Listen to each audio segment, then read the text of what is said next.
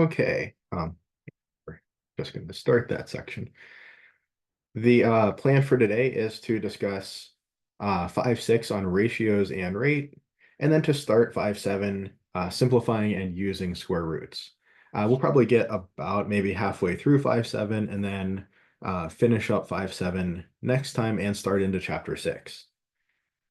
Note that the Unit 2 exam is scheduled for next week, so it will be available from 9 a.m. on Monday, the 28th, through 11:59 p.m. on Sunday, the 3rd, November 3rd. And just like the Unit 1 exam, strongly recommend that you plan to start it no later than Thursday evening. That way, if anything does, go wrong with the technology, if you have a power outage, if, something personal comes up, whatever it may be, that gives you kind of one full business day, with support and all of that to either work out the tech problem or to find another option, maybe take it at a different location or something. And it gives you the weekend as kind of a buffer as well. The material on the exam will be sections 3.3, so picking up right after the Unit 1 exam, through 5.5, the material on like average, average or mean, median, and mode, and probability that we talked about last time. So that's the material for the exam. There will be a sample exam posted this week. Ideally, I would like to get that up today, but I have several things to get done this afternoon, so I'm not sure if I'll be able to knock that out today, but by tomorrow definitely. And you can use scratch paper and pen or pencil on the exam. No open books, no notes, no calculators allowed to be used on the exam. This exam will use Examity, the exam proctoring system, so that's a bit different than the Unit 1 exam, where we didn't use Examity. Remember, that was back whenever we were planning for ProctorU, but it was having some tech issues, and we switched back to Examity because of those issues. So I would, number one, strongly recommend, if you haven't already, going in and doing the Examity practice exam. It's been up for a few weeks already. I think last time I checked, there were only a couple folks who had actually worked through that. So we're getting pretty close to exam week now. And okay, somebody says they've logged in and out 3 times and still can't hear me, and the volume is up. Can anybody hear me? If you can post in chat or just say if you can hear me. I'm hearing. Okay, I think my volume is working. So let me just reply to this person.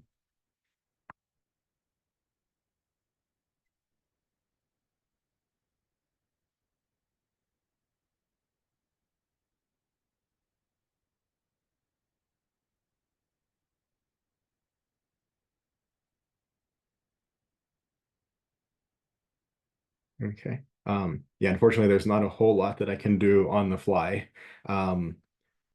But yeah, so for the exam, okay, Examity, the Examity practice exam has been up for a few weeks, or a couple weeks. Okay, it looks like it's working now.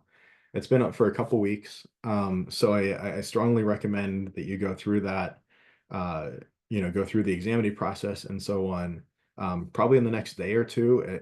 Again, it's not something that you really want to be doing during exam week, because if you run into a tech issue or something needs to be worked out, sometimes that can take a day or two to get figured out, and that's cutting into your exam window then. So, you definitely want to have that done this week. So there is a Blackboard announcement on Examity that's still available. It also got sent to your email. There are 2 links in that announcement. One is to the Examity user guide. I would strongly recommend reading through that whole thing. It is a little bit lengthy, but it's a lot of pictures and things, so it goes pretty quickly. The other one is a video recording from Harrisburg Area Community College, where they kind of walk you through the process.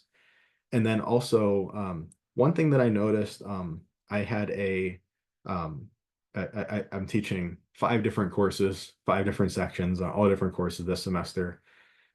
So one of my courses had their midterm exam last week. So some of my courses I do midterm exam and final exam. Some of them I do unit exams and a final exam.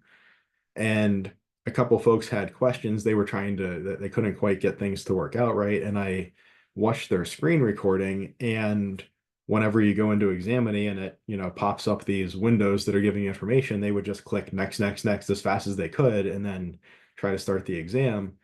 Well, those windows are telling them exactly what to do, and that's why they can't get the exam started because so when you're going through Examity, I mean, I know that our brains automatically say, if there's a pop-up, just click whatever you need to do to make it go away. But these things in Examity are actually giving you instructions telling you what to do. So, read through the material, uh, both on the links that I included in the announcement, read through the announcement, and um, on the Examity site, whenever it's popping something up and prompting you to do something and saying, do this, like click this thing to insert the password into WebAssign, you know, uh, that is, that's important information. So make sure to read all of the material. If you just try to kind of wing it and you try to not read any of this and just try to figure it out, it's going to be much more difficult. And um, you're going to email me and I'm basically going to say, well, did you read the information?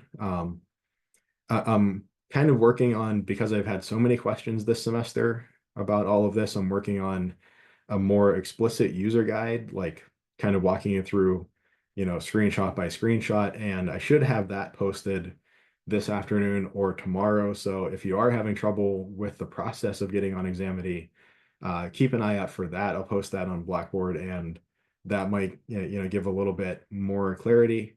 But again, I mean, I think if you're careful and you follow those instructions on the Examity site, um, that's basically what I'm going to be posting is just what Examity says on their site with maybe a little extra clarification. Um, and one little note on, so when tech works, it's great. I love technology when it works, and when tech breaks and we're reliant on it, it's kind of not so great. So the students who took the exam last week, um, for whatever reason, the password screen and WebAssign was a little bit glitchy, and for some students, it did not ask them to enter an exam password. I think I figured out why that was.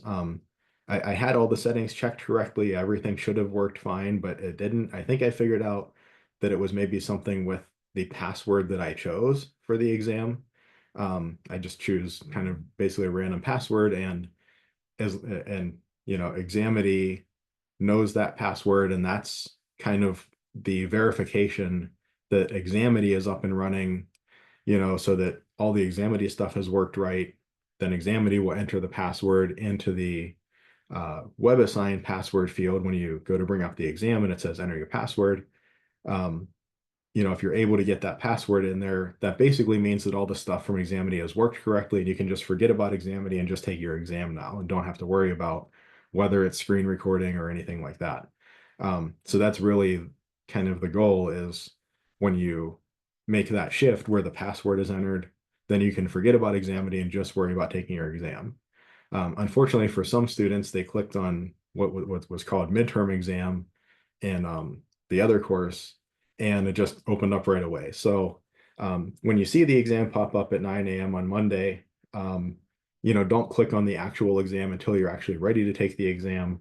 And when you're ready to take the exam, make sure you log into Examity before you open the exam. So get the Examity session all up and running, and then go over, log into WebAssign, open the exam, just in case that password field doesn't work. I also have a different course taking the exam this week, so I intend to kind of check in on their recordings and see if the password field worked for them. Hopefully it did. Hopefully the update that I did changing the passwords, um, will have fixed it, but I don't know if that's an issue with the passwords or if it's a more fundamental WebAssign glitch. Never happened in previous semesters, and it might only be that course, so I'm not 100% sure, but just making sure that when you plan to take the exam, log into Examity first, get all that squared away, then log into WebAssign and take the exam. That's the safest way to do it. I think that is all I have to say on the exam. Any questions about the exam or? But when you go to Examity, they will say start. So do you just start from there, or do you go to Yeah, or so when you if you go to Blackboard to our course and you click the Examity sign on, link, you click like launch Examity, something like that. Examity starts up, and then you should see our course, and there should be like a exam Yeah. where the name of it is something like Examity Practice Exam, and you should be able to start the exam, and that's where it starts the process of kind of walking you through all these steps of, getting the screen recording and the webcam going, making sure the browser extension's installed and all of that. And then at some point it will direct you, like, basically it will say, okay, your Examity side of things is all squared away now, like everything is started up and running with the Examity session. Now, like, launch your actual exam. So when you click that, it'll open the WebAssign site in a different tab for you. I think it's a different tab. I think it's a new tab. It'll open the WebAssign site, and then that's where you would, when WebAssign comes up, you log into WebAssign with your usual WebAssign credentials, your username and password. And once you're in WebAssign, you click on, in this case, it will be Examity Practice Exam. You click on that, it'll come up with the password field saying, hey, enter the password. You use the Examity browser extension where it has the yellow insert password button with like a little key on it. You click that, it should enter the password in the text box for the password. You might have to click on that text box so your cursor is there and then hit the insert password, but it should insert the password. You hit verify, I think is the word that they use to verify the password for the exam, and it'll say, okay, you're all set to take the exam. You can start it when you want.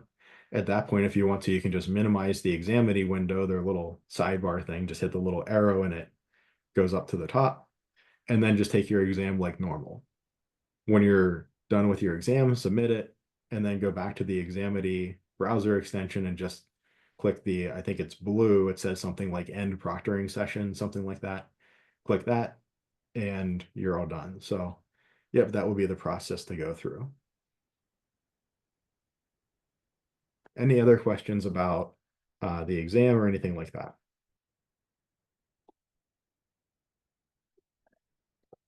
Okay. And the quote of the day from financial guru, I suppose you could call him, Dave Ramsey, um, is desperation precedes stupidity.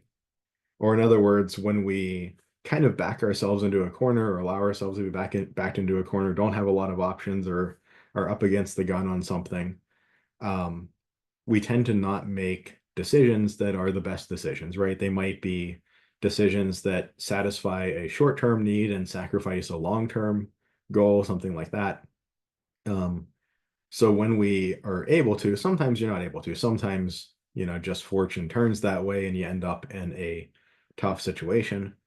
But when we're able to, we want to avoid allowing ourselves to be placed in desperate situations where we have very few options, and where, when our options are limited, we often make not such great choices.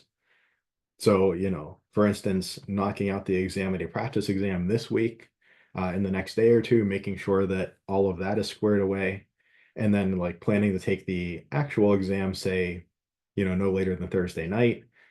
That builds in a good bit of margin, a good bit of buffer, that if anything does go wrong, if anything needs to be sorted out or figured out or anything like that, you're not right up against any of these deadlines. And you know, it uh, if everything goes right, like, hey, great, you had whatever allotted 2 hours to working out the Examity Practice Exam, it only took you 20 minutes. Well, hey, you get an extra, hour and a half of sleep tonight, or, you can watch YouTube for a little longer or something, whatever, like, if you kind of plan a little more conservatively, and if things go right, then you can use that margin however you like, that's kind of free time. And if things go wrong, you have that margin. You're not cutting into something else that you needed. You're not like unable to get your term paper for another course turned in this weekend because the Examity Practice Exam didn't work, or trying to push the Examity stuff to next week and hope that it all works out in time for you to finish the exam in the exam window as well.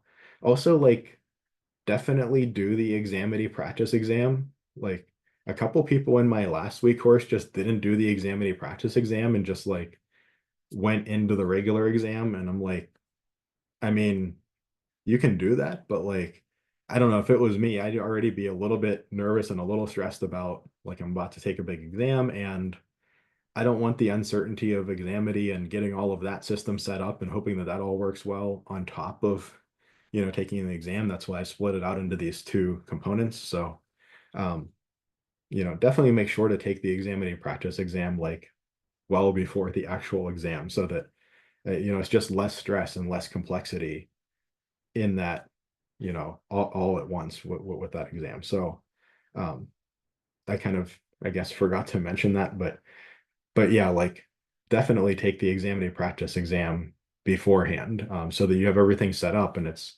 who wants all that extra stress or even all that just extra cognitive load. Like, okay, how do I work through all this? I need to get an ID uploaded or a picture of an ID, like all that kind of stuff that Examity just you have to do to set up the account. I wouldn't want to be doing all of that, spending a half an hour of extra time thinking about all of this before I'm about to take an exam. So, um, yeah, I think that is all I have to say on the administrative side of things. And of course, I'll remind you about the exam next week as well. Um, so on Tuesday and Thursday, but you can feel free to take it anytime that it's open. All right. So moving on to 5.6, the ideas of ratios and rate. So a ratio or a rate or a unit rate or a unit price, these are all kind of just different ways to talk about what amounts to just a fraction. So definition, a ratio compares two numbers or two quantities that are measured with the same unit. The ratio of A to B is written either as the fraction A over B. Sometimes it's just written literally as A to B, the number TO, the word to number. Or we often also see ratios written with a colon. So A colon B. So like a 3-to-1 ratio or something, right?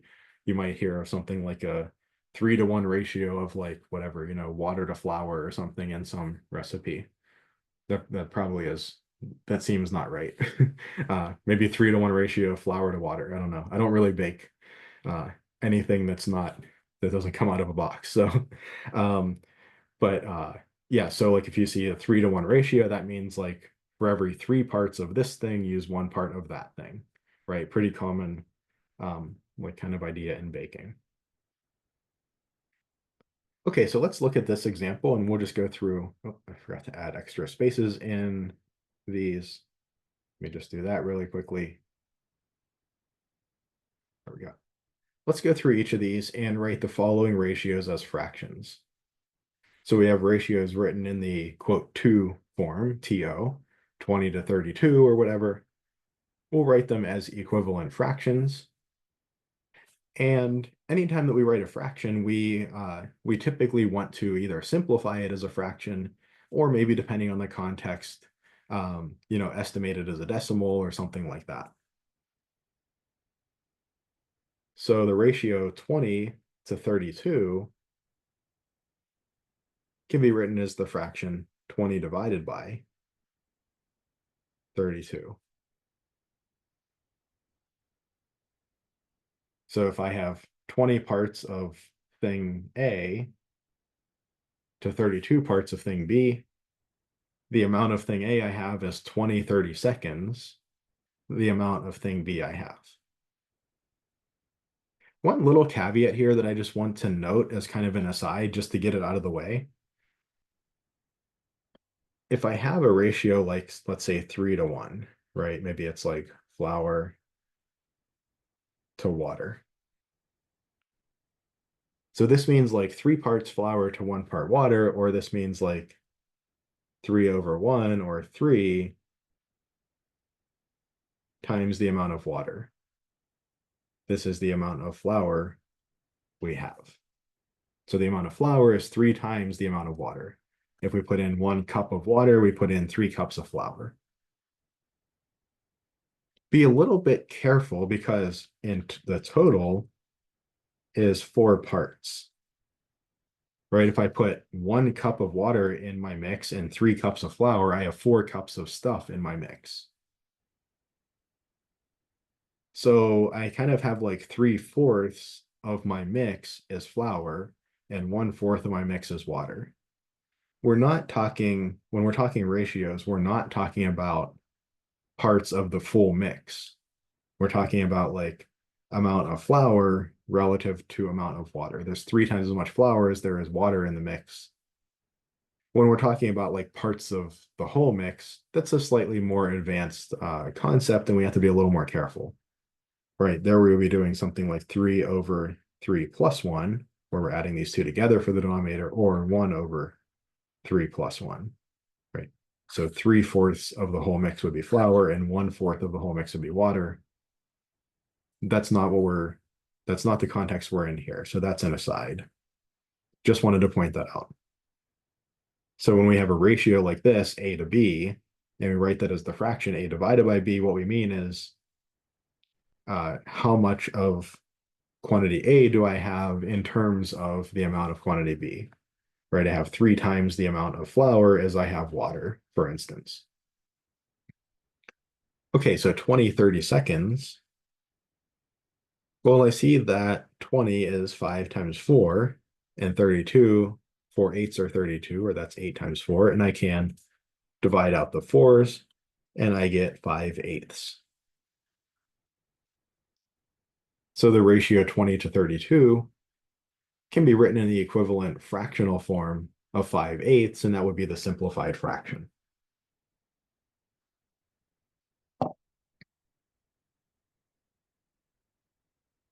Going through this section, we're going to actually take it a little bit slowly, which is why we're probably not going to get all the way through 5/7, or we definitely won't get all the way through 5/7.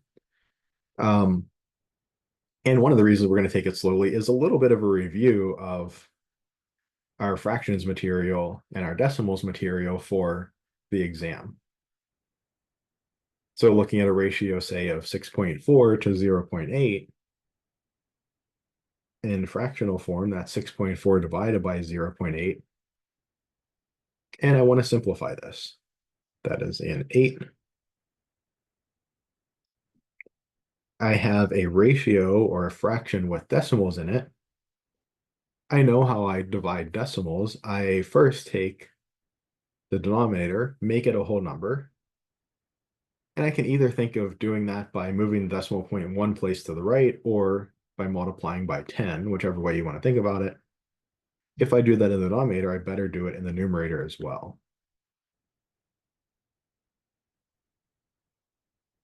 So 6.4 divided by 0.8 gives me 64/8. Or, well, 64 divided by 8, I know that 8 times 8 is 64, so this is just 8.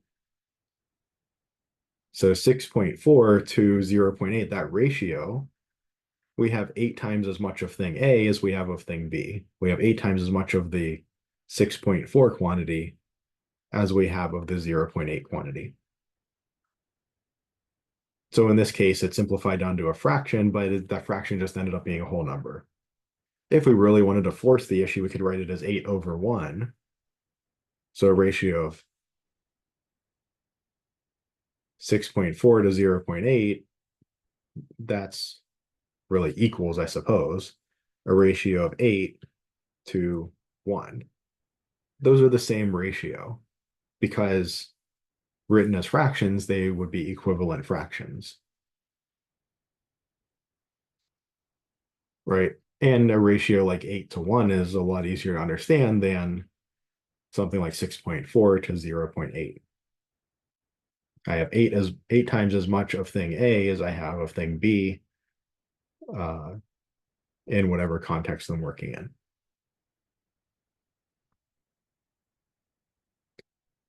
I can have mixed numbers too. There's nothing inherently wrong with that.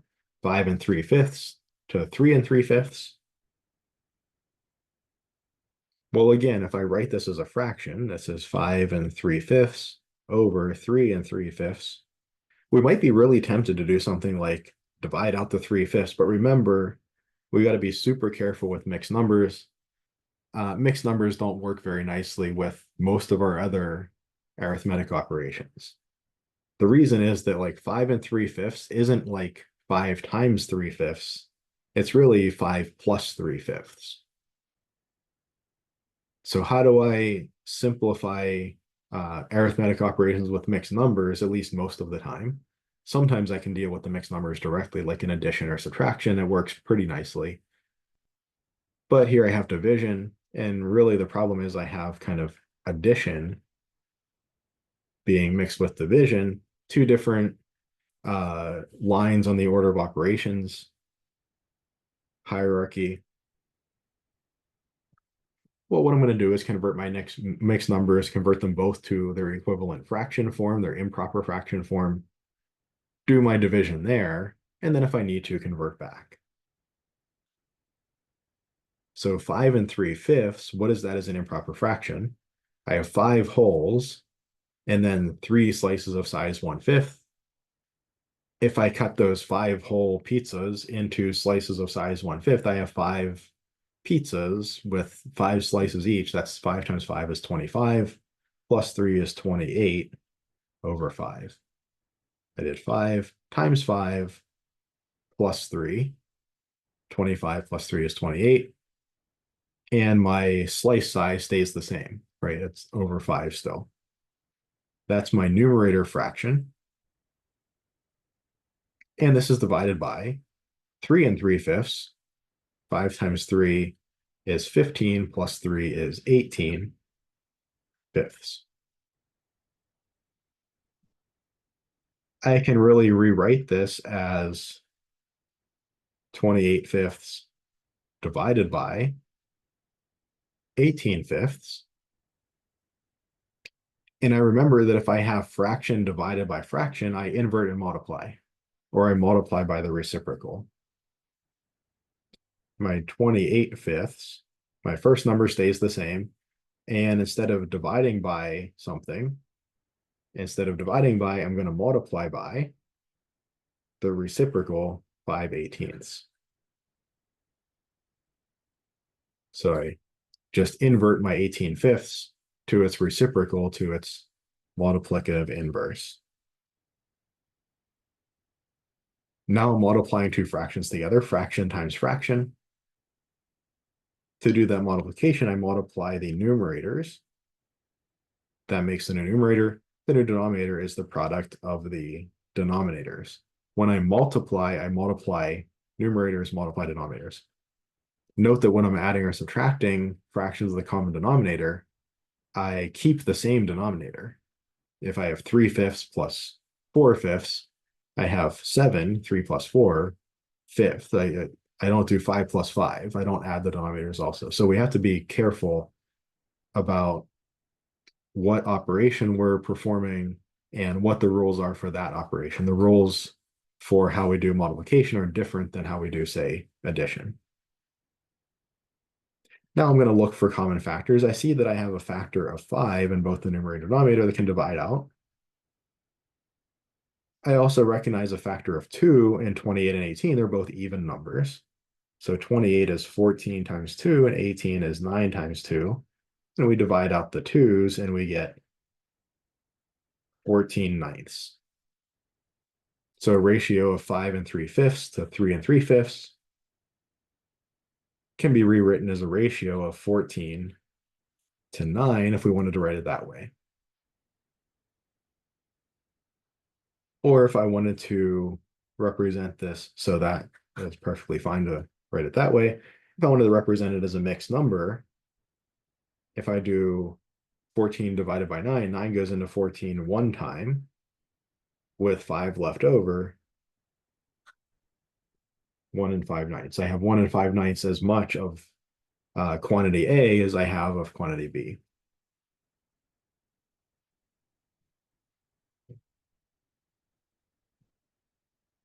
Any questions so far?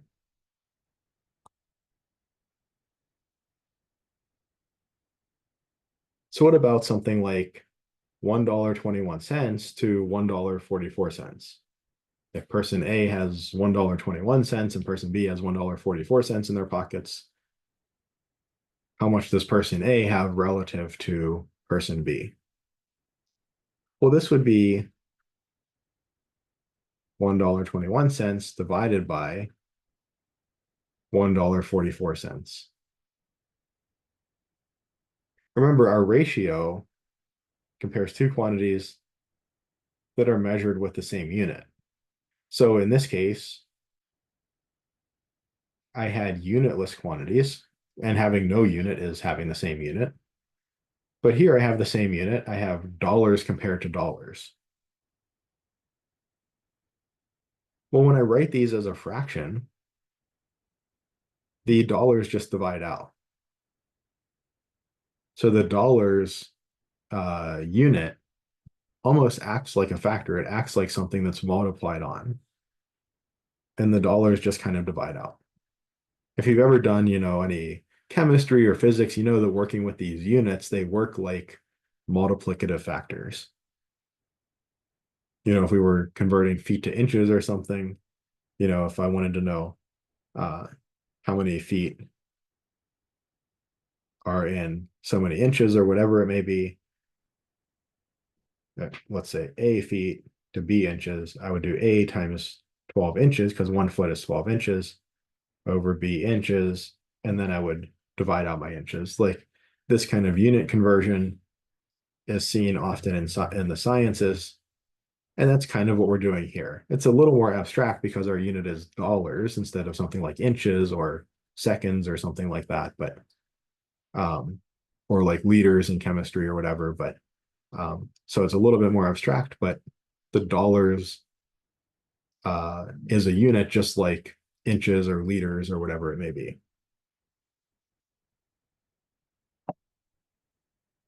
And now I have to simplify 1.21 divided by 1.44, just a fraction with two numbers.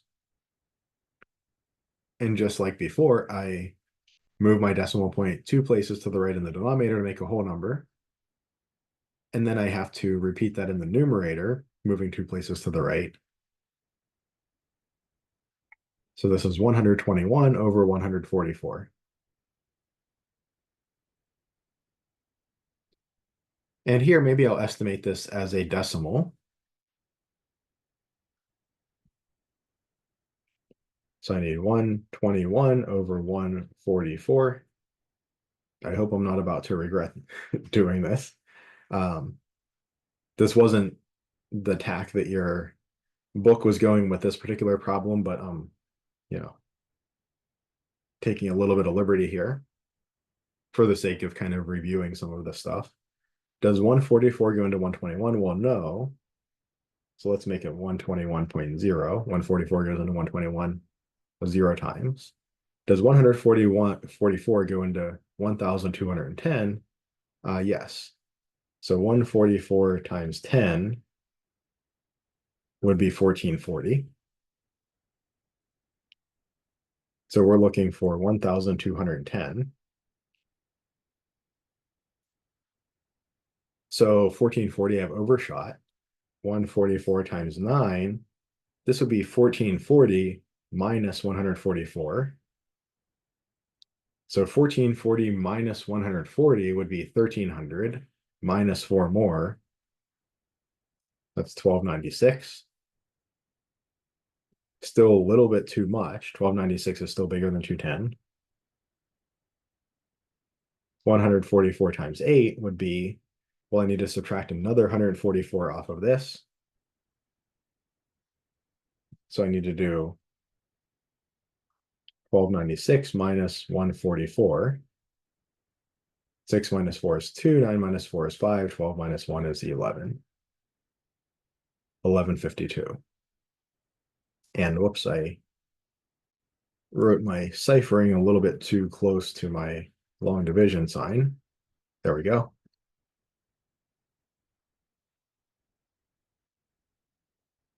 So I see that 144 goes into 1,210 8 times. 8 times 144 is 1152. And I'm subtracting that from 1,210. So I need to come over here and do 1,210 minus 1,152. I want to do 0 minus 2, but I don't have enough in that 0, so I borrow from the next place over. 10 minus 2 is 8. I want to do 0 minus 5, but I don't have enough again. I borrow. 10 minus 5 is 5. And then 11 minus 11 is 0. This gives me 58.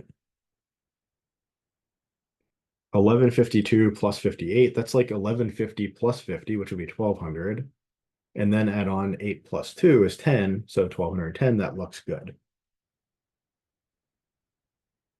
And then let's go maybe one more. 144 does not go into 58. But if we bring down another 0, 144 does go into 580. So what is 144 times, let's say 2 is 288. 144 times 4 would be doubling this. That would be 576. And if I go another one up, 144 times 5, I'm going to be way over 580. Um, to go from 144 times 4 to 144 times 5, I have to add a whole other amount of 144. And 576 to 580 is only 4 more. So 4 times 144 is 576. 580 minus 576 is 4. And I see that 121 over 144 is approximately 0.84. Now I could keep going and I could see if this terminates or repeats. That would be quite cumbersome, but I could say that this is approximately 0.84. So I have approximately 0.84 times as much of thing A as I have of thing B. Or I could write this as the ratio of 121 to 144. So I can get rid of my units and in this case, just bump both decimal points to the right too. So things that I can do to fractions, to the numerator and denominator, I can do to both sides of the quote, to the TO. Like moving decimal points or dividing out units or even dividing out common factors. I wouldn't recommend doing it, skipping the fraction steps. I would rewrite it as a fraction. And because we're used to looking at fractions and doing these operations, it's a little more reliable to do it there. But because something to something, TO, something, really represents a fraction, we can do the same things we can do in fractions in the, say, numerator denominator. We can do it to the bit that's before the 2 and the bit that's after the 2.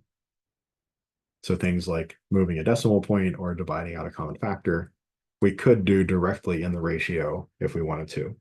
But probably a little safer to convert it to fractions, do it there, and then convert it back if needed.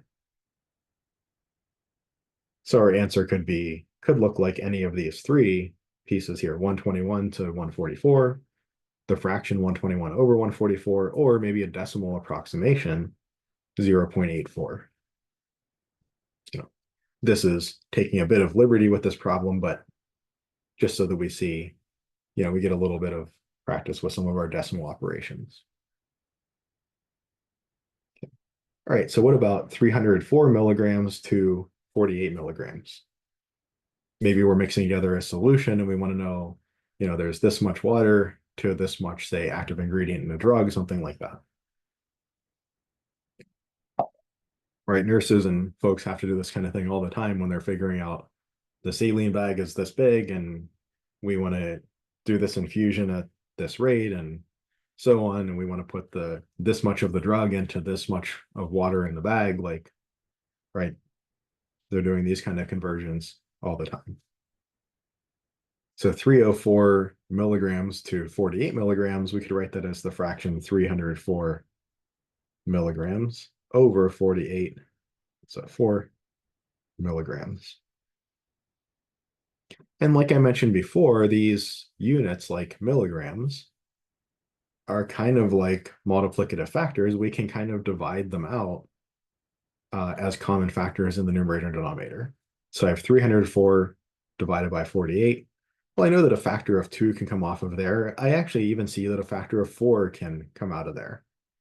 48 is 12 times 4. And I know that 304 has a factor of 4 because it's kind of like 300 plus 4. And the 100s have a factor of 4, right? So 100 is 25 times 4. 200 would be 50 times 4, just 2 times 25 times 4. And 300 would be 3 times 25 times 4, or 75 times 4, plus one more 4 for the extra 4 milligrams. I think that's 76 times 4. Let's make sure that works. 4 sixes are 24, 7 fours are 28, plus 2 is 30. That looks good.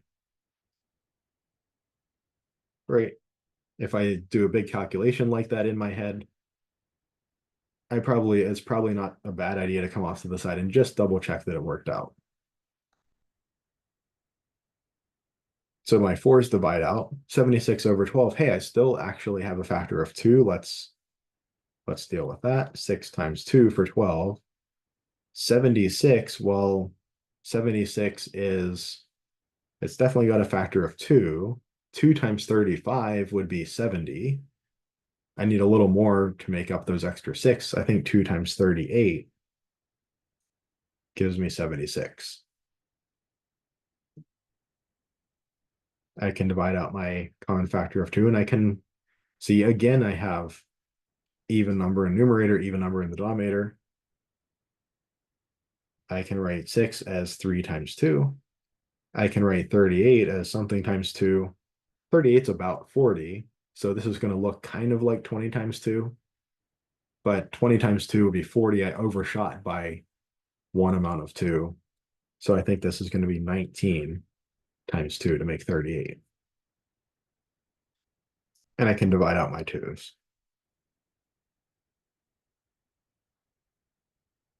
So I can write this as the improper fraction 19 thirds. I can rewrite this as a ratio 19 to 3, 19 parts to 3 parts. That's a little bit of a nicer ratio to work with. Smaller numbers, a little easier to see what's going on than 304 milligrams to 48 milligrams. I could write this as an improper fraction. 3 goes into 19 6 times. 6 times 3 is 18 with a remainder of 1. So that would be 6 1/3.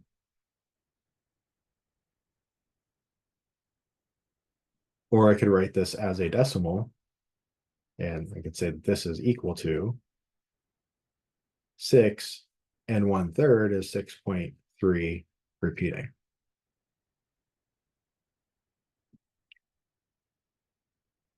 Lots of ways I could write this answer.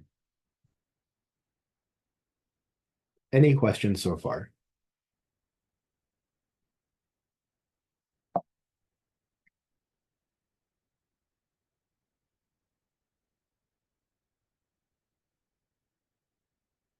Okay, so we had this idea of ratios comparing two numbers that are measured with the same unit. What if we're in a situation where we have two quantities that are measured in different units? Well, now the units don't cancel out. So if I have 180 calories per 16 ounces, this per kind of takes the place of 2, right? We might read on the back of a package, it might say, this entire container of stuff uh, has a weight of 16 ounces. And I look on the back and it says for this entire container, there are 180 calories in it. So 180 calories per 16 ounces, I can write that as 180 calories divided by 16 ounces. So I would like to find kind of a ratio in a sense of calories per ounce. So I can kind of pull off my unit here almost as like a separate fraction. And my kind of end unit is going to be calories per ounce. And then I could take that 180 over 16 and simplify it.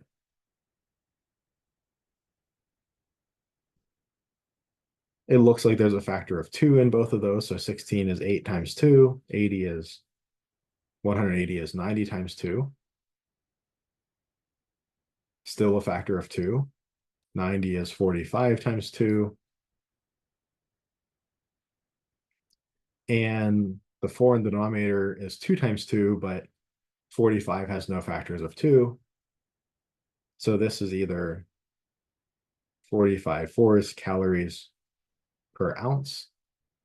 We could say that this is 45 calories per 4 ounces. That gives us a kind of a slightly different perspective. Or I could write an improper fraction. So 4 times 10 gives me 45. 4 times 11 gives me, or sorry, 4 times 10 gives me 40, less than 45.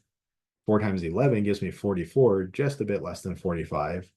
So I think this is going to be 11 with the remainder of 1. So 11 and a quarter calories per ounce, or that's 11.25 calories per ounce. I might want to report it this way also. So this would be kind of a unit rate for each 1 ounce. It contributes 11.25 calories or 11 and a quarter calories. Or for each 4 ounces, the kind of nicest way that I could write this ratio with whole numbers, and it's not really a ratio, this rate with whole numbers would be 45 calories per 4 ounces.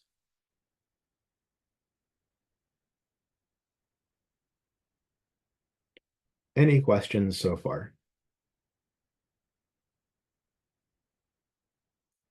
And so if we were looking at an example like this, where we're looking at a rate of pounds per square inch, well, pounds per square inch, that's PSI, right? That's pressure. If you ever fill up your tire and it says fill up to 35 PSI, that's pounds per square inch. What does that kind of mean? It means kind of like if your tire is just like sitting there, this is probably going to be the worst tire ever drawn. But so your tire is just kind of hanging out there in midair. The air on the inside of the tire is pushing out on it, which is why it stays inflated. These little molecules of air keep, bouncing off of the rubber on the outside of the tire and pushing it out. So those molecules of air keep hitting the outside of the tire, and that's what keeps pushing it out. Well, they're exerting a force across that tire of over each little square inch section. They're exerting a force if it's blowing up to 35 psi, they're exerting a force of 35 pounds on that 1 square inch. If you put more air in, there's more molecules to bounce and hit the outside wall of the tire. Well, if there's more molecules to hit the outside wall of the tire, then it's exerting more force. The PSI goes up, the pressure goes up. If you let air out, you're letting some of those molecules out. There's less of them to bounce and hit the outside of the tire. They're exerting less force overall.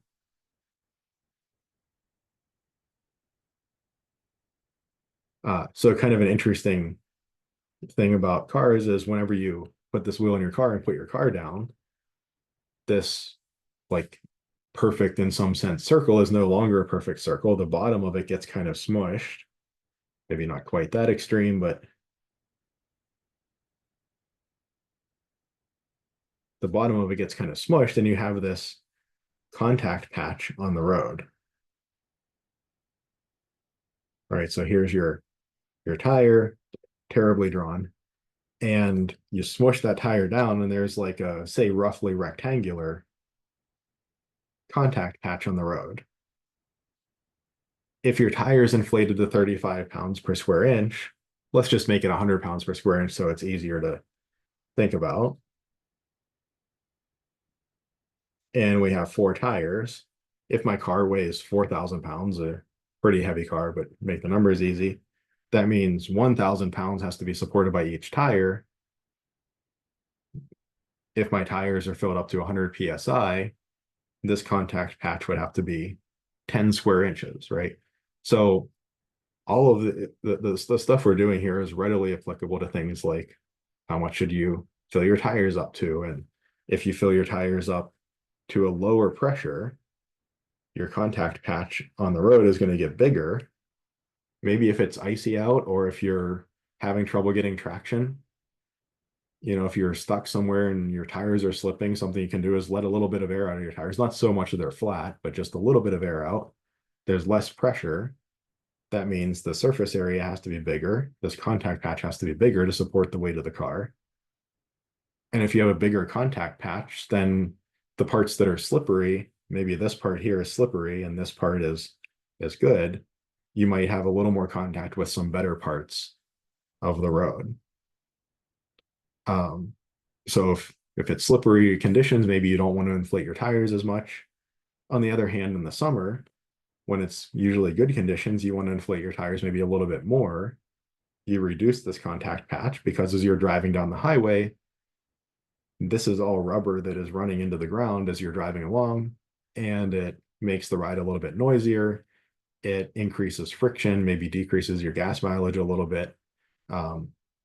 So you can think about all these trade-offs in terms of PSI and pounds per square inch and all of that kind of stuff. But so, just a little bit of insight into maybe a tangible application where you might be interested in pounds per square inch. Okay, so if I have 9.5 pounds per 4 square inches,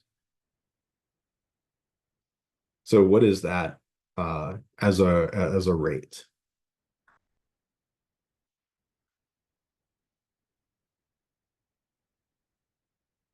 So it's 9.5 pounds per 4 square inches. And again, I can kind of break this apart almost as if those things were all multiplied together and think of my unit as pounds per square inch or PSI.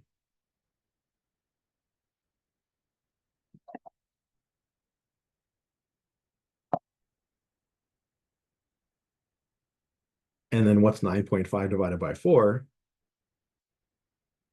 Well, a couple ways we could approach this, right? I mean, we could just leave it as is, but that seems like we didn't really do anything. If I want to divide 9.5 by 4, I could also come over here and do decimal long division, right? There's not really like a nice common factor or something that I could divide out and, you know, give a nice answer here. So maybe here I want to take 9.5, divide it by 4. Does 4 go into 9? Yes, it does. It goes in twice. Move my decimal point up. 2 times 4 is 8. 9 minus 8 is 1. Bring down my 5. Does 4 go into 15? Yes, it does. It goes in 3 times. 3 times 4 is 12. And I still have a remainder. I know that when I have fourths, if I have some number over 4, it's usually going to turn out pretty nice. It's going to turn out as like a 0.25 or 0.5 or 0.75, something like that. I expect my decimal expansion to terminate, so I'll take this a couple more steps. I'll bring my 0 down. Does 4 go into 30? Yes, it does. Well, 7 times 4 is 28. 8 times 4 is 32, so it only goes in 7 times.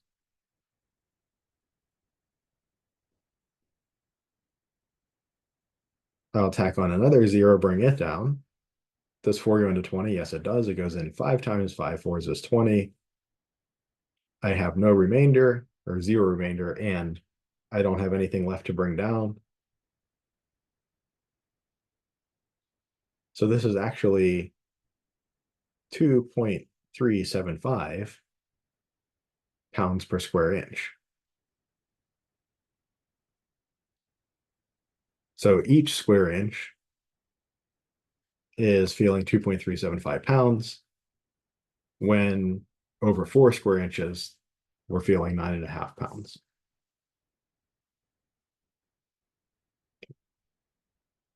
Any questions so far?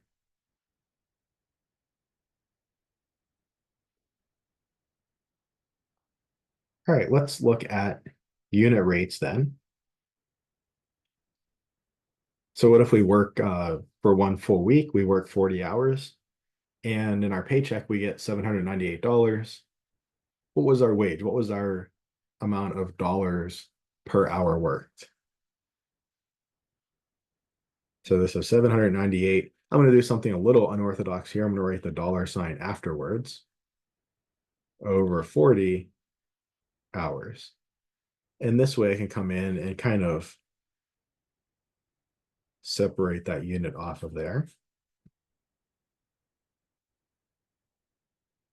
So I made 798 over $40 per hour. So what is 798 over 40? Well, that's almost 800 over 40. And that's actually a pretty nice number, right? 800 over 40 would just, well, that would just be 20, right? That would 800 over 40 is 80 times 10 over 4 times 10. 80 divided by 4 is 20. $798 is really close to $800. This is really close to, well, this is really close to 20. So this is approximately $20 per hour. Just a touch less than that. Am I really worried about, plus or minus $2 over an entire work week, over an entire 40 hours? Probably not that worried about that if I'm just looking to estimate my wage that week. I probably don't want my employer to short me $2 over in my paycheck, but as far as just getting an idea of what my wage is, if I said it's $20 per hour, if I said it's, what would it be, like $19.97.5 per hour or something like that, and it's basically $20 an hour. So if I was considering, maybe a different job, or somebody gave me a job offer at a different company and they said, we'll pay you $25 an hour, that might be worth jumping ship to go to the other company. If they said, we'll pay you, $18 an hour, I'd probably stick with what I got. If they said, oh, I'll pay you $21 an hour or $19.50 an hour, well, then maybe it comes down to things like transaction costs, right? Is it worth, giving up my seniority and my established vacation and all of that to jump ship and make $1 more an hour somewhere else? There are going to be trade-offs there. There are pluses and minuses that would have to be balanced. Or if I don't like where I'm working right now and somebody else comes and offers me $19.50 an hour, and maybe it's a much better working situation for me, or maybe much better career opportunities long term to take the 50 cent an hour hit now and put myself in a better environment, or give myself more career prospects, right? So if it's close, there might be some trade-offs. If it's kind of far away, then but I can get a sense of what I'm making now. Again, maybe this is like a commission type job or something where I don't have a clear wage. So I know now that I'm making close to $20 an hour, and I can I can evaluate other options more easily. Or let's say that I am interested in buying some different cars, or I'm looking to buy a new car. I'm, not going to buy 10 cars, but I'm looking to buy a new car, and some car says it gets this many miles per gallon. And I'm wondering, okay, maybe that car is a little more expensive. Will it save me money over my current car, though, on gasoline costs? Maybe it's a little more expensive to pay for it up front, um, but maybe I can save some money each month on gasoline. So maybe I'd like to know with my current car, what's the actual miles per gallon that I'm experiencing on my current car? I probably, as a kind of a side note, I probably shouldn't compare the actual experimental miles per gallon I'm getting on my car to what, Toyota or Honda or somebody says the miles per gallon on their cars are because they have a very strong incentive to inflate those numbers and make it seem like their miles per gallon is higher. So you're probably not actually going to achieve what their numbers are. Their numbers are like perfect condition lab tests, the best numbers that they've gotten. You're probably not going to see that because none of us drive perfectly, right? And there are just a lot more variables at play. But if we wanted to know what miles per gallon we are currently getting, we drove 435 miles and used 15 gallons. And again, I'll kind of think of this as almost like a product. So now my unit is miles per gallon. And what is my number of miles per gallon? 435 divided by 15.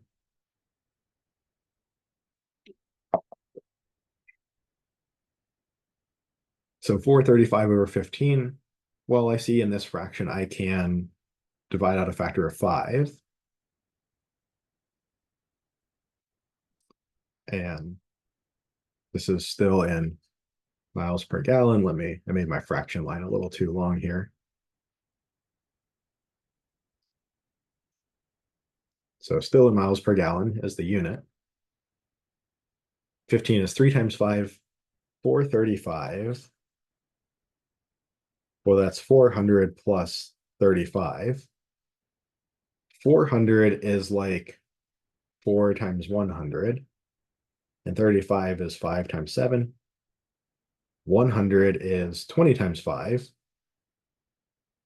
Or so 4 times 5 times 20 plus 5 times 7. Well, remember my distributive property. I can use a reverse of my distributive property and say this is 5 times 4 times 20 plus 7. As kind of a side note, I'm introducing some shortcuts as we go through here. You can feel free to use these shortcuts or not. If you want to just do long division with 435 divided by 5 and work it out, that's perfectly fine. But I'm just introducing some shortcuts that you might, be interested in using. 4 times 20 is 80 plus 7 is 87.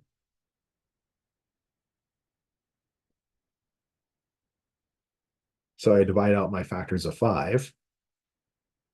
87 over 3. 87 doesn't look like a particularly nice number, but I do note that the sum of the digits, 7 plus 8 is 15, that is divisible by 3. So 87 actually is divisible by 3.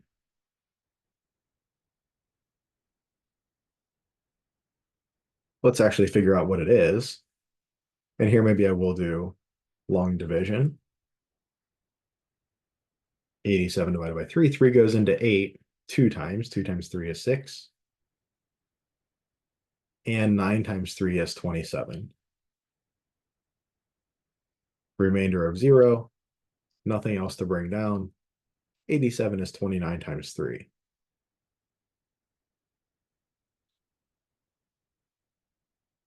My factors of 3 divide out, and I'm left with 29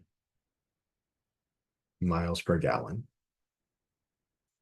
So current car getting 29 miles per gallon. Maybe if I have another car that maybe I look at customer reviews and customers are saying, yeah, for city driving, I get 35 miles per gallon.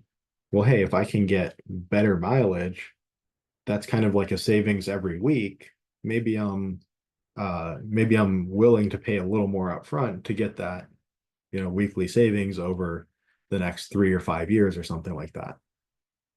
Or maybe I calculate how many gallons I'll save over 5 years, and I realize, oh, I'm only saving $400 in gas, but it's going to cost me $2,000 more upfront for this car with a better mileage. Maybe I'll buy the cheaper car and pay the extra in gas. Maybe it turns out that that's the better option. But at least I have something to work off of here.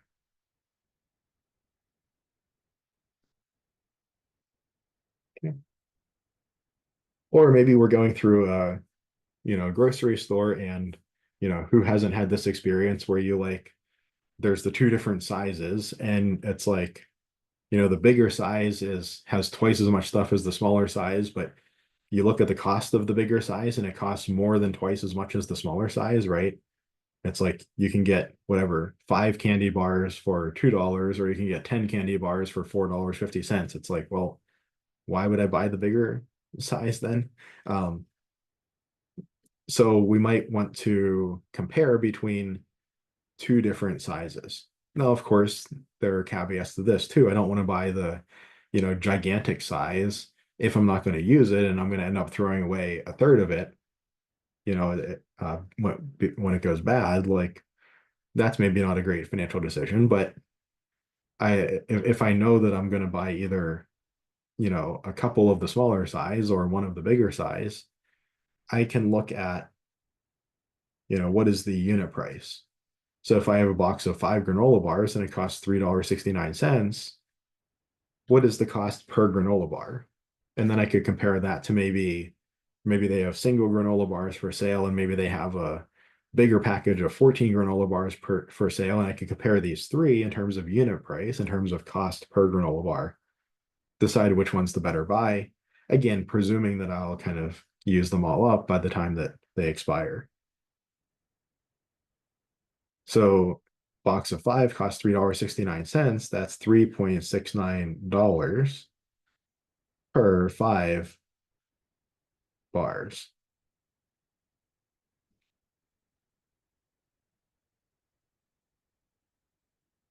Or in other words, that's 3.69 over $5 per bar. Let's figure out what this is, maybe round it to the nearest cent. So I would like to do 3.69 divided by 5. My divisor is a whole number. Of course, I'm buying a whole number of granola bars, but just mathematically speaking, my denominator is a whole number, so I can jump right over to long division. If this was a number like 0.5, wouldn't make a whole lot of sense in this context, but I would need to move my decimal first, but I don't need to do that here. So 3.69 divided by 5. 5 goes into 3, well, 0 times. 5 goes into 36. Well, 7 times 5 is 35. And of course, 8 times 5 is 40, which would overshoot. 36 minus 35 is 1. Bring down our 9. 5 goes into 19, not quite 4 times, just 3. 3 5s are 15. 4, let's see, 4. And I've run out of numbers to bring down, but I can say that 3.69 is the same as 3.690. Bring down the 0, 5 goes into 48 times. 5 eighths are 40. Remainder of 0, and nothing else to bring down. So this is going to be 0.738 per bar. Or this would be 73.8 cents per bar, or about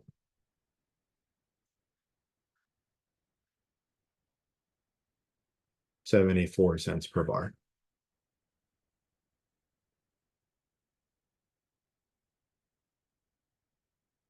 Any questions on that? So just under 74 cents per bar, if I could buy individual bars for 72 cents each, well, I would just buy a bunch of those.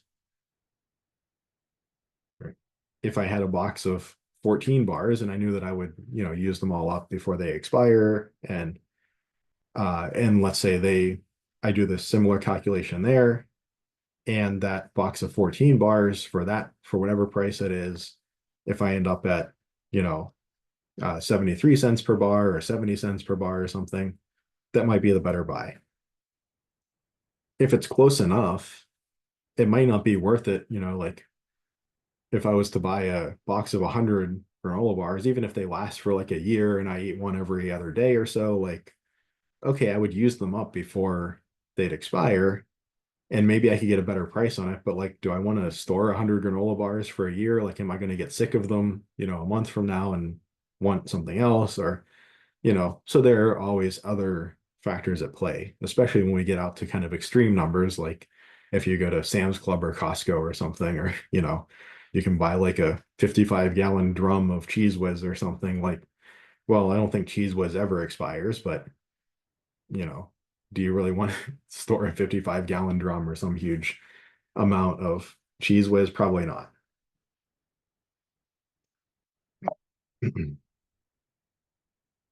Okay, so any questions on this section on ratios and rates and unit prices?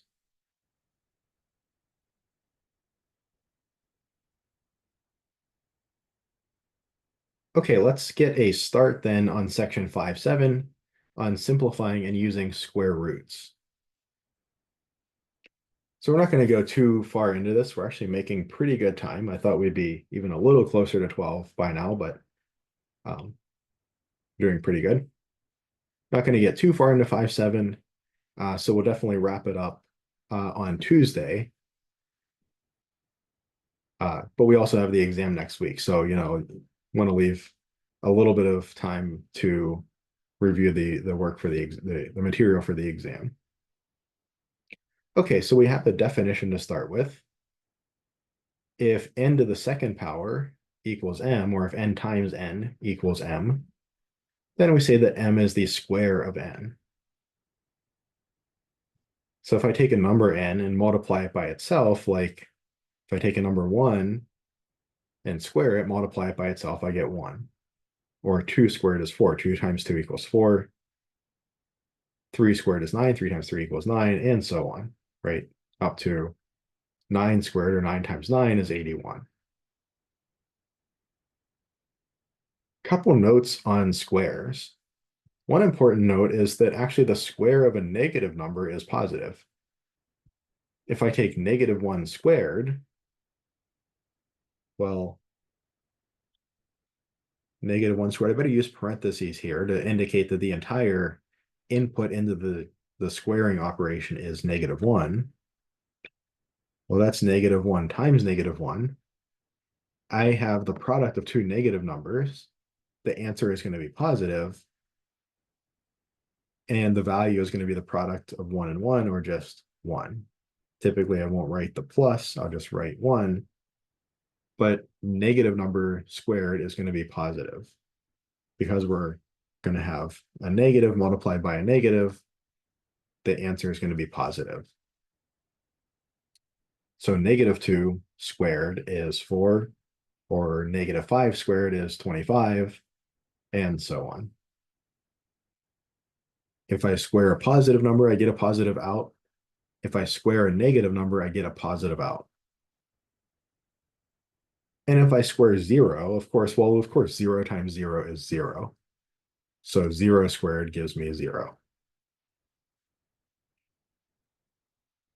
So what is a square root then?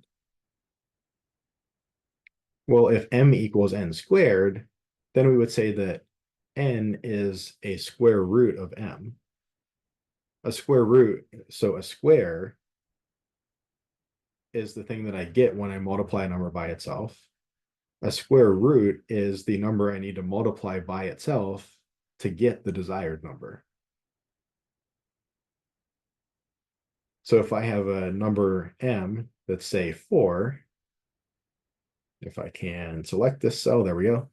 If I have a number m that's like 4, and I say, what's the square root of m? What's the square root of 4? In other words, what's a number that when I multiply that number by itself, I get 4? Well, for instance, 2 would be a square root of 4. Or for instance, 6 would be a square root of 36, because when I ask what's a square root of 36, I'm asking what's a number that when I multiply it by itself, I could get 36. Well, that could be 6. 6 times 6 gives me 36. Or for instance, 8 is a square root of 64. But also, it's easy to forget that 2 squared gives me 4. So 2 would be a square root of 4. I've been pretty careful to use the word a instead of the indefinite article instead of the definite article, because 2 squared is 4, but also -2 squared is 4. So -2 would be another square root of 4. or 8 is a square root of 64 because 8 times 8 is 64, but also negative 8 is another square root of 64 because negative 8 times negative 8 is positive 64. We see that 1 also has two square roots. 1 squared gives 1, but also negative 1 squared equals 1. 0 kind of like only has one square root. It's kind of an interesting case because 0 squared is 0, but I kind of almost want to say negative 0 squared is 0, but negative 0 is just the same as 0. It's the same number. So 0 being that border between the positive numbers and the kind of mirror image, the negative numbers, 0 only has one square root, and that is itself, 0. Okay, a little bit of notation. If m equals n squared, so like, for instance, if we had that 4 equals 2 squared, so 2 would be a square root of 4, but also negative 2 would be a square root of 4. But if we also have that n is bigger than or equal to 0, so if I'm looking for a square root of a number that is a positive number, where in other words, the square root is positive. If I have a number, I want to find its square root. I want to find the positive square root. Then we use this symbol. This symbol is usually called the radical.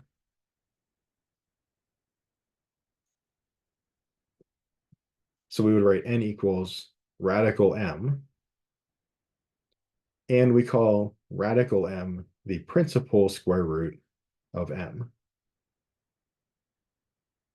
So for instance, square root of 36 equals 6. Or sorry, radical 36. Let me say it that way. Radical 36 equals 6. But 36 has two square roots, positive 6 and negative 6. So the principal square root is the positive square root. Now, quite often we're not super careful about talking about about the distinction between square root and principal square root. Quite often we take it as understood. So quite often we would just say square root of 36 equals 6 and kind of understand that in some contexts we also want to include the negative 6, and in other contexts we don't need to. So I might slip up and just call this square root of 36, but I'll try to call this radical 36 and save the terminology square root for the more general case where we're allowing positive and negative square roots. I'll try to do that, but you know, the linguistics is kind of, once you've worked with it long enough that it's kind of ingrained in your brain a certain way. Now, an interesting question. Think about this for a second. Okay, so we have a couple of tables up here that show like the square root of 4 could be -2, or a square root of 25 could be 5. But all of the things that we're finding a square root of, we've only talked about positive numbers so far. Can we find the square root or a square root of a negative number? For instance, like what is radical -4? Or can we find even a square root of -4? Where did I get these tables from? Well, the table of inputs to the square root operation that give outputs that are the square root. So square root of 16 is 4, or square root of 64 is 8. It really came from these tables up here, right? If I zoom out a little bit, I see this table and this table are exactly the same table, just flipped, right? So I took a number like 8 and squared it to get 64. If I undo that operation, a square root of 64 is 8. Or I took a number like -8 and squared it to get 64. And if I undo that, another square root of 64 would be -8. So if I'm asking to find a square root of a negative number, I'm really asking, is there any way to get a negative number in a line like this one?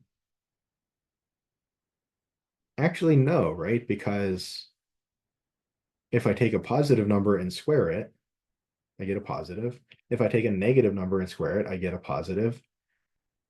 And if I take 0 and square it, the only other possible number that's not positive or negative, I square it, then I get 0.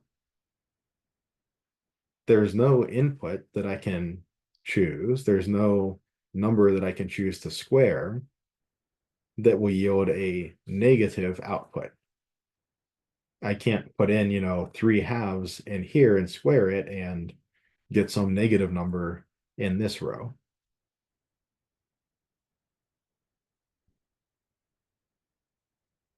So the exam sections go through 5.5. So no square roots will not be on the exam, just through 5.5, just through the material from last class.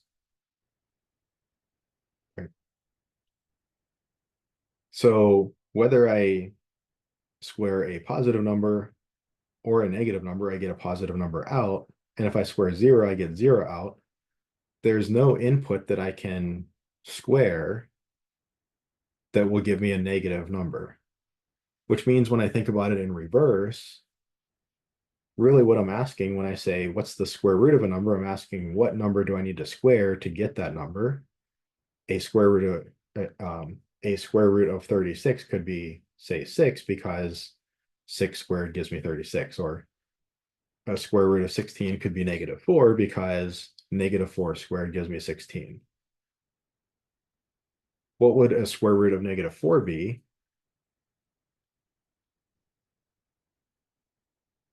I'm looking for a number when I multiply it by itself gives me -4. If that number is positive,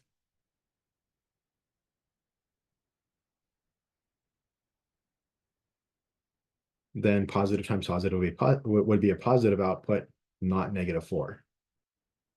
If that number was negative, negative times negative is positive.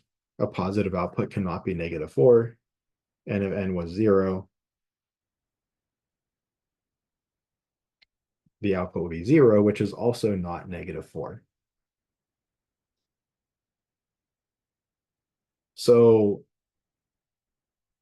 if such a number exists, it cannot be positive, it cannot be negative, it cannot be 0. Well, it can't be any number we've encountered before. This kind of class of numbers that are either positive, negative, or 0, we'll see in a little bit here in a couple classes, as kind of a broad view of these numbers. We call them real numbers.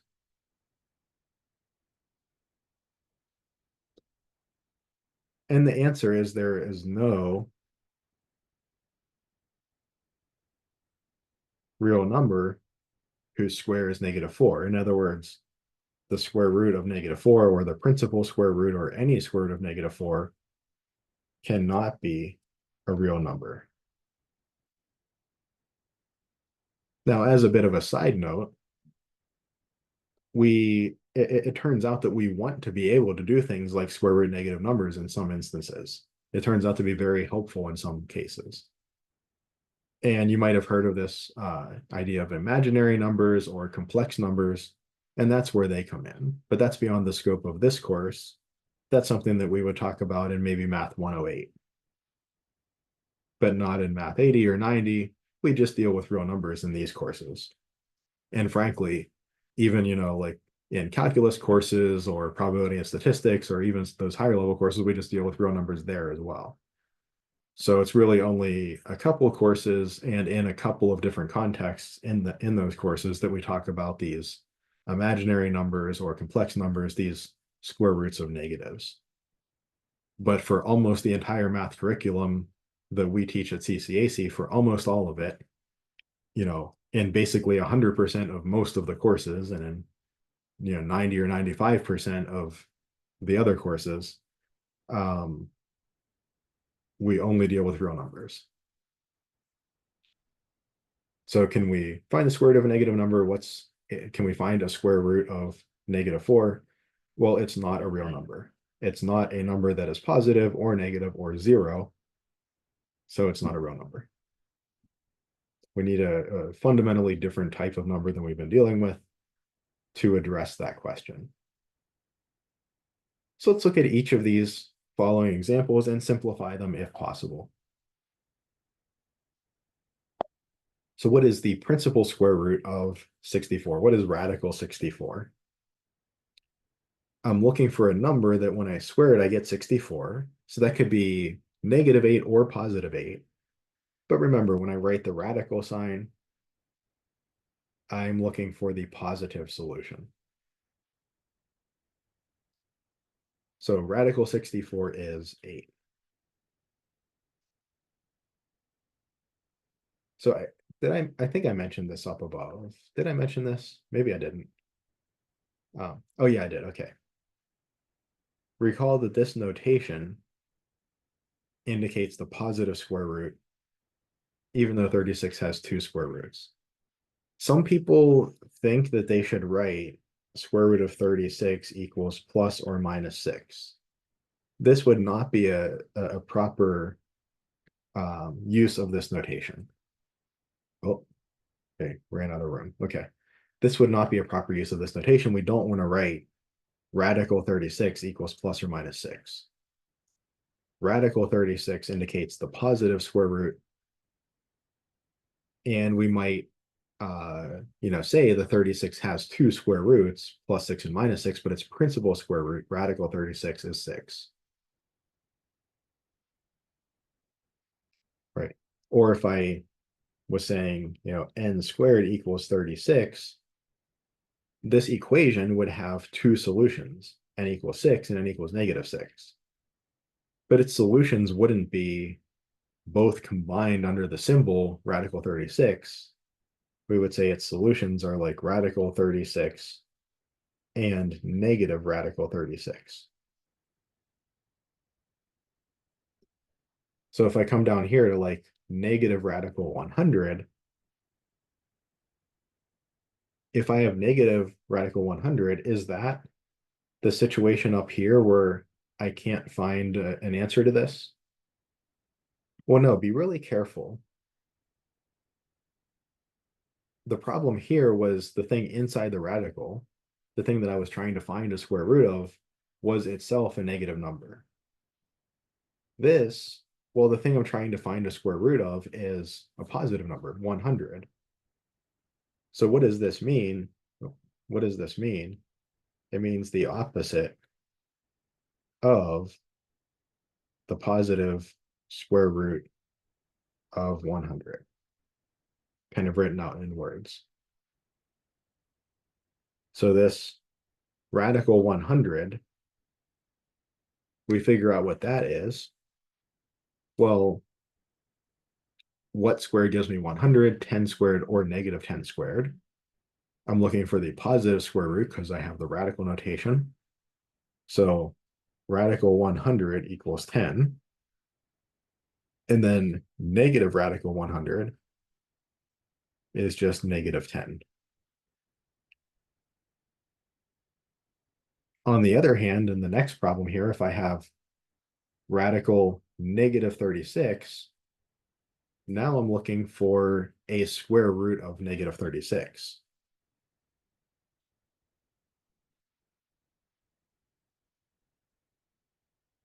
I'm looking for a number that when I multiply it by itself, I get -36. I can't find such a number, at least not in the real numbers.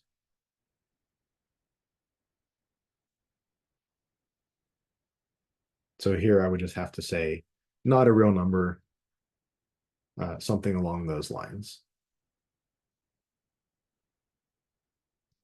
Again, maybe in a future class like Math 108, we would have a slightly different answer to this, but from our perspective, we just say it's not a real number. We can't provide an answer.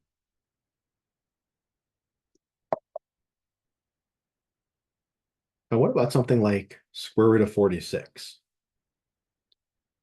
I do see that if I put in larger numbers into my square root as I work my way left to right, 0, 1, 4, 9, 16, and so on, my outputs get larger as well. This is what we call an increasing function, that a larger input yields a larger output. But if I'm looking for the principal square root of 46, I'm asking what number squared gives me 46? Well, it's not 6 because 6 squared gives me 36, that's too low, and it's not 7. 7 squared gives me 49, that's too high. It's some number between 6 and 7. I'm asking for n squared equals 46, and n positive. But I have 6 squared is 36, which is too small, and 7 squared is 49, which is too big. So n is between 6 and 7. In this case, I can't provide an exact answer, a whole number answer, but I can provide an estimate. It's between 6 and 7. N is going to be 6 point something. One thing that irks me a little bit about your book is the book says, talks about estimating square roots like this on the calculator. Well, I mean, if we're going to use the calculator, why didn't we use the calculator all along? We're trying to go through this course without using a calculator so that we understand how these operations work. And then in MAT080, we'll introduce the calculator. At least if you take it through South, there's a little bit of difference between the different campuses. But if you take it through South, we'll introduce the calculator in 90, and then we'll be able to use the calculator as a tool and not a crutch. We'll know how to do this stuff, but we'll say, okay, well, I mean, sometimes, like some of these examples up here, doing all this long division can get a little tedious. Maybe I can be a little more efficient by using the calculator, but I know how to do the operation. I understand it. So I can apply those principles to more complex topics like algebra later on. That's really one of the major goals of 80 is understanding how these operations work, because we see these same operations come up in more complicated contexts. So kind of reverting back to using a calculator, we're kind of deactivating our brain. Well, we want to think square root of 46. I can't give a whole number answer. I can't tell you exactly what it is, but maybe I can give you a range. I can say the principal square root of 46 is a number between 6 and 7. I could even go a little further. I could do 6.5 squared. And maybe I could whittle this down to a number between 6 and 6.5, or between 6.5 and 7. So let's actually carry that out in the last couple minutes here. 5 times 5 is 25, right? The 5 carry the 2. 5 times 6 is 30, plus 2. 6 times 5 is 30. 6 times 6 is 36, 39. So we get 5, 2, 2, 4. 1 decimal place here, 1 there. We need 2 there. So I see that 6.5 squared is 42.25. That's too small. So I can even get a little better. I know that 6.5 squared gives me an output that's smaller than 46. 7 squared gets me an output that's larger. I can even refine this and say n is between 6.5 and 7. This approach is, it's a really good approach for general solving of problems like this. We actually talk about it in calculus. It's called the bisection method. Very useful in computer programming, and so we can say our answer is between 6.5 and 7. Maybe I'll see what 6.7 squared is. If 6.7 squared also ends up below 46, then I know my answer has to be above 6.7, and my interval of consideration is 6.7 to 7, and is between 6.7 and 7. if I do 6.7 squared and it ends up bigger than 46, then 6.7 is bigger than the principal square root of 46. My answer is between 6.5 and 6.7. I can just keep picking a number in the middle, testing it, and then figuring out whether my answer is on the right side or the left side of that, and narrowing down my options. It takes a long time and is very tedious for a human to do, but these are exactly the kind of tasks that, say, computer programs can do quite well. So this general idea that we're introducing here has really huge applications across a lot of fields. So how do you solve a problem when the problem doesn't have a nice solution? There's a whole field of study called numerical analysis that answers that question in many, many different contexts. So, we can get a solution. We might be happy with this solution. This might be close enough for the accuracy that we need, or we might want to go further. We might want to test 6.7 or 6.8 or something like that and whittle our options down further and further. Okay. And let's save these last two for next time. These will be, just kind of a warm-up problem for next time, just to remind us of the square roots again, and to finish up to finish up this part of section 5.7. Okay, I think that is all that I have for today. Let me end the recording.